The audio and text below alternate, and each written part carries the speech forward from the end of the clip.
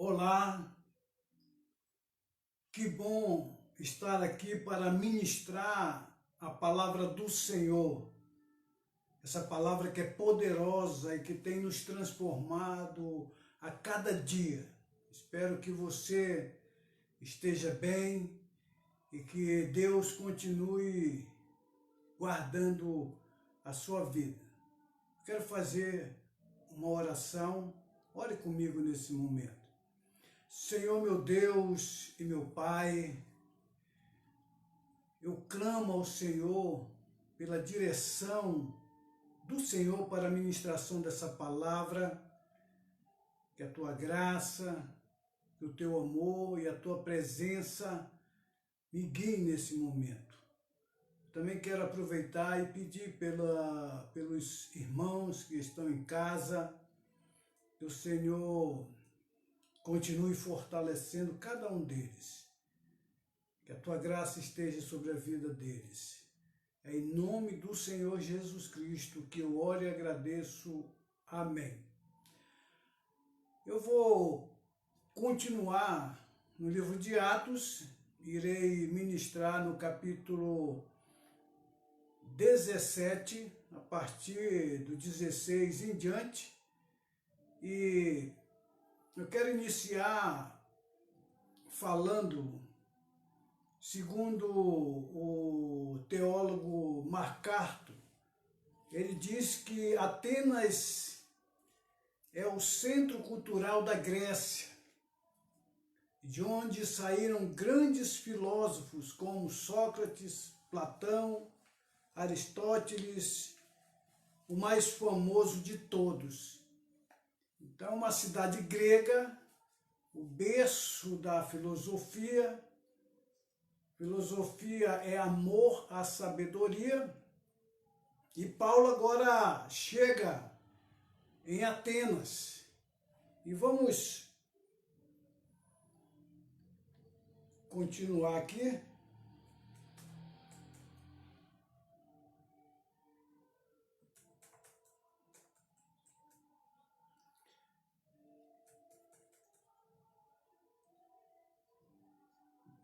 Pequeno problema técnico aqui.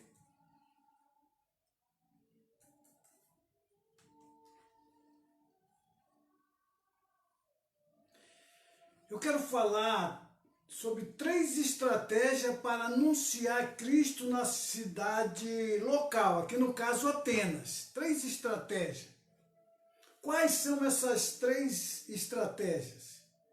Nós observamos que, em primeiro lugar, o apóstolo Paulo, ao chegar, percebeu a idolatria na cidade de Atenas. No versículo 16, ele diz: enquanto esperava por eles em Atenas, Paulo ficou profundamente indignado ao ver que a cidade estava cheia de ídolos. No versículo 16, então, o apóstolo Paulo, ele ficou totalmente revoltado ao contemplar aquela cidade e observar ali uma cidade idólatra. O que eles tinham feito? Eles haviam trocado a adoração do Criador pela criatura, como fala em Romanos. Esse povo valorizava mais o conhecimento humano do que o conhecimento de Deus. Imaginem só. Eles tornaram-se orgulhosos e valorizavam mais o que é humano do que o que é divino. Outra coisa que o apóstolo Paulo percebeu foi o interesse pelo debate. Eles gostavam de debater, de trocar ideias. No 17, olha o que diz a palavra do Senhor. Por isso discutia na sinagoga com judeus e com gregos tementes a Deus, bem como na praça principal, todos os dias, com aqueles que por ali se encontravam. Observe que o apóstolo Paulo era uma estratégia dele ao chegar numa cidade, ir até a sinagoga para pregar a palavra para os judeus. No caso aqui, haviam também gregos tementes a Deus. Depois ele se dirigiu para a praça, onde ele pregava a palavra também. O apóstolo Paulo, ele era um missionário incansável na pregação da palavra. Como ele teve essa percepção do debate, ele aproveitou esta oportunidade. Alguns filósofos epicureus e estoicos começaram a discutir com ele. Alguns perguntavam: o que está dizendo esse tagarela? Outros diziam: parece que ele está anunciando deuses estrangeiros, pois Paulo estava pregando as boas novas a respeito de Jesus e da ressurreição. Alguns filósofos epicureus e estoicos. Esses filósofos, o que eles ensinavam? Os epicureus ensinavam que o sumo bem é a felicidade, embora não o prazer momentâneo nem a alegria passageira. É a busca pela felicidade. É aquele pensamento: se isso te faz feliz, não tem problema, pode fazer. Até hoje essa filosofia é muito forte nos nossos dias. Os estoicos, o que eles ensinavam? Ensinavam que as pessoas deviam viver de conformidade com a natureza, reconhecer sua autossuficiência, independência e abafando os desejos. Paulo estava pregando as boas novas a respeito de Jesus e da ressurreição. Essa era a mensagem do apóstolo Paulo, onde ele chegava. E ele chama a atenção para Jesus, a salvação em Jesus, porque nós sabemos que não há salvação fora de Jesus. Somente em Jesus há salvação. E ele também menciona a ressurreição. E ele chamou a atenção para esse tema. Depois ele, no 23, olha o que ele diz: pois andando pela cidade, observei cuidadosamente seus objetos de culto, e encontrei até um altar com esta inscrição: ao Deus desconhecido. Ora, o que vocês adoram, apesar de não conhecerem, eu lhes anuncio. Paulo anuncia o Deus desconhecido, Criador do céu e da terra. Olha que coisa tremenda, que sabedoria do apóstolo Paulo. Pegou esse Deus desconhecido como ponte para pregar o Evangelho. E em terceiro lugar, ele percebeu a oportunidade de pregar o Evangelho. Aqui no versículo 24 e 25 diz o seguinte: o Deus que fez o mundo e tudo o que nele há é o Senhor do céu e da terra, e não habita em santuários feitos por mãos humanas. Ele não é servido por mãos de homens, como se necessitasse de algo, porque ele mesmo dá a todos a vida, o fôlego e as demais coisas. Paulo agora apresenta Deus como Criador e superior a tudo que o homem possa fazer para ele.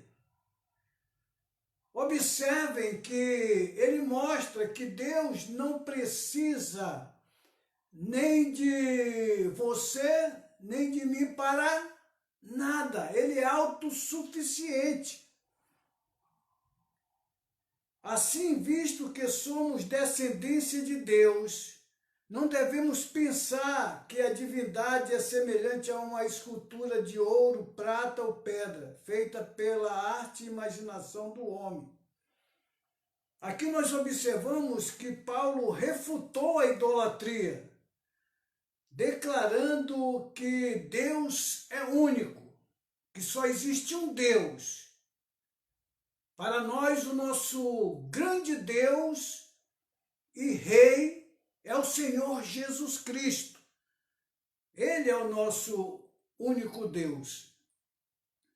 No passado, Deus não levou em conta essa ignorância, mas agora ordena que todos, em todo lugar, se arrependam. Observem que o apóstolo Paulo faz essa declaração. Declara que o passado é esquecido, mas é necessário arrependimento.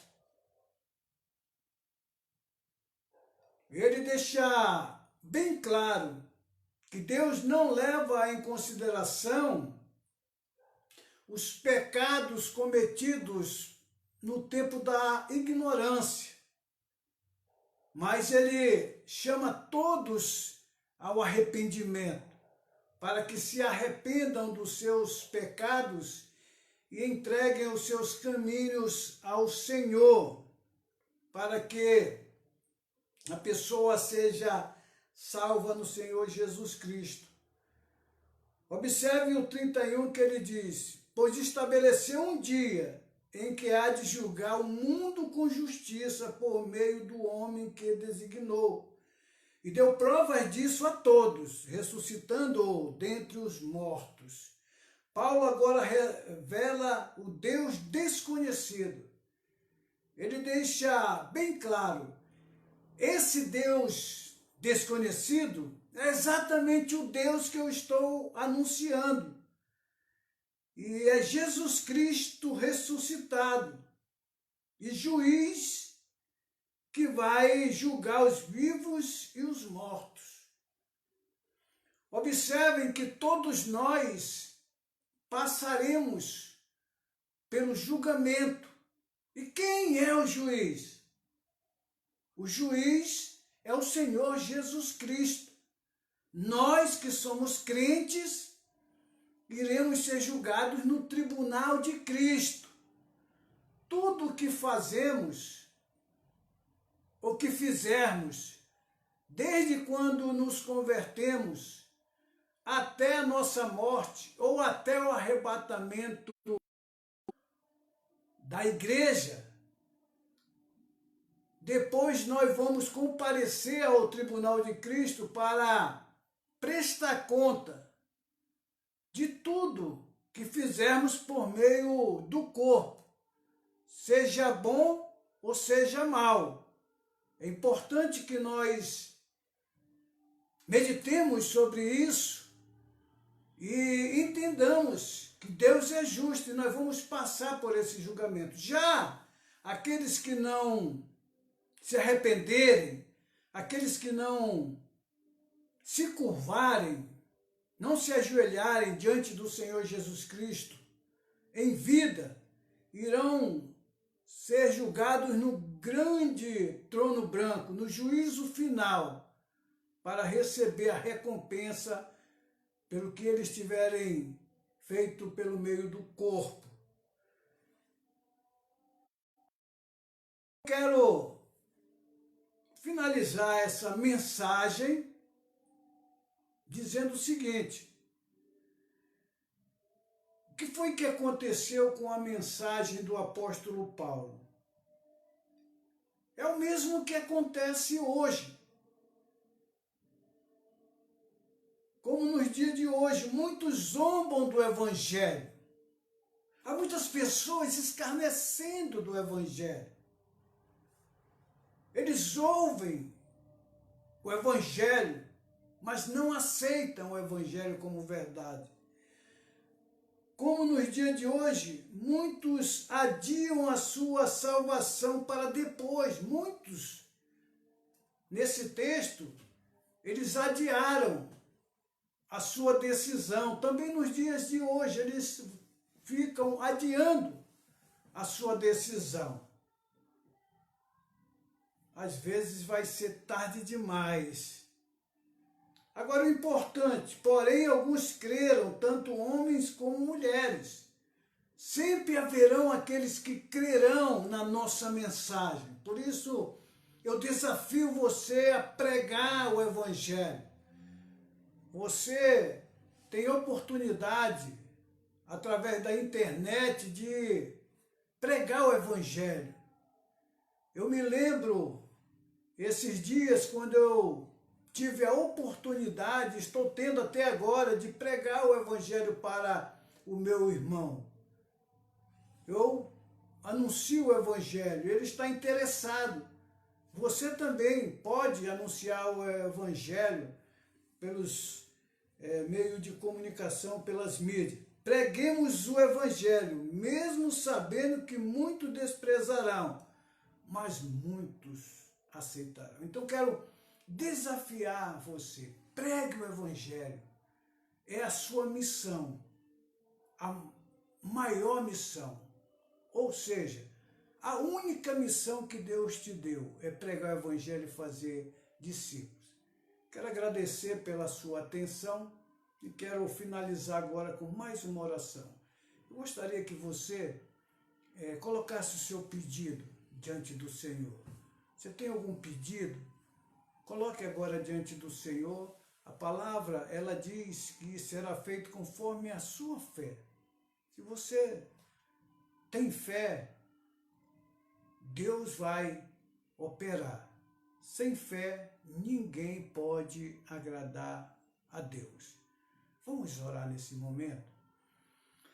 Senhor meu Deus e Pai, eu quero te agradecer por esse tempo que eu ministrei a Tua palavra a todos os que estão ouvindo e que ainda ouvirão essa mensagem, que ela venha impactar os seus corações.